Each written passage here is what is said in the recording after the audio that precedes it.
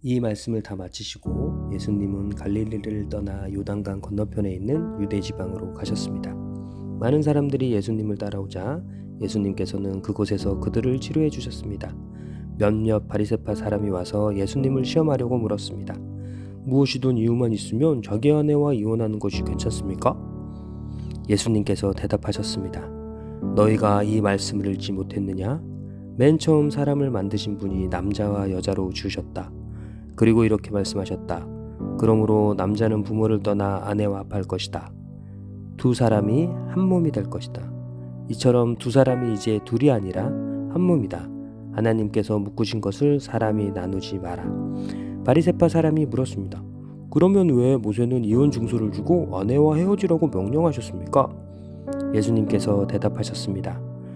모세가 아내와의 이혼을 허락한 것은 너희 마음이 악하기 때문이다. 그러나 원래부터 그랬던 것은 아니다.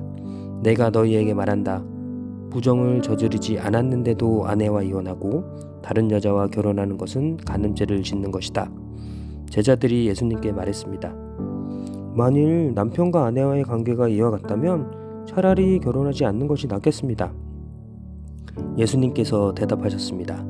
모든 사람이 이 말을 받아들일 수는 없다. 오직 하나님께서 허락하신 사람들만이 그렇게 할 수 있다.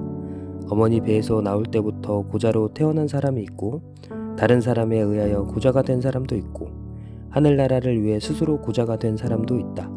이 말을 받아들일 수 있는 사람은 받으라. 그때 사람들이 자기의 자녀들을 데리고 와서 예수님께서 손을 얹고 기도해 주시기를 바랬습니다. 그러자 제자들이 이들을 꾸짖었습니다. 예수님께서 말씀하셨습니다. 어린 아이들이 내게 오는 것을 막지 마라. 하늘나라는 이런 어린아이와 같은 사람들의 것이다. 예수님께서 어린아이들에게 손을 얹어 기도해 주시고 그곳을 떠나셨습니다. 어떤 사람이 예수님께 와서 물었습니다. 선생님, 영원한 생명을 얻으려면 어떤 선한 일을 해야 합니까? 예수님께서 대답하셨습니다. 왜 선한 것에 대하여 내게 묻느냐? 선하신 분은 오직 한 분뿐이다. 영원한 생명을 얻고 싶다면 계명을 지켜라. 그 사람이 물었습니다. 어떤 계명을 지켜야 합니까? 예수님께서 대답하셨습니다. 살인하지 마라. 간음하지 마라. 도둑질하지 마라. 거짓 증언하지 마라. 내 부모를 공경하여라. 내 이웃을 내 자신처럼 사랑하여라. 그 청년이 말했습니다. 이 모든 것을 지금까지 다 지켜왔습니다. 그 밖에 제게 부족한 것이 무엇입니까? 예수님께서 대답하셨습니다. 만일 내가 완전해지길 원한다면 가서 내가 가진 것을 다 팔아 가난한 사람에게 나누어 주어라. 그러면 하늘에서 보물을 얻게 될 것이다. 그런 후에 와서 나를 따르라. 이 말씀을 들은 청년은 매우 슬퍼하며 떠나갔습니다. 왜냐하면 그가 가진 재산이 너무 많았기 때문입니다.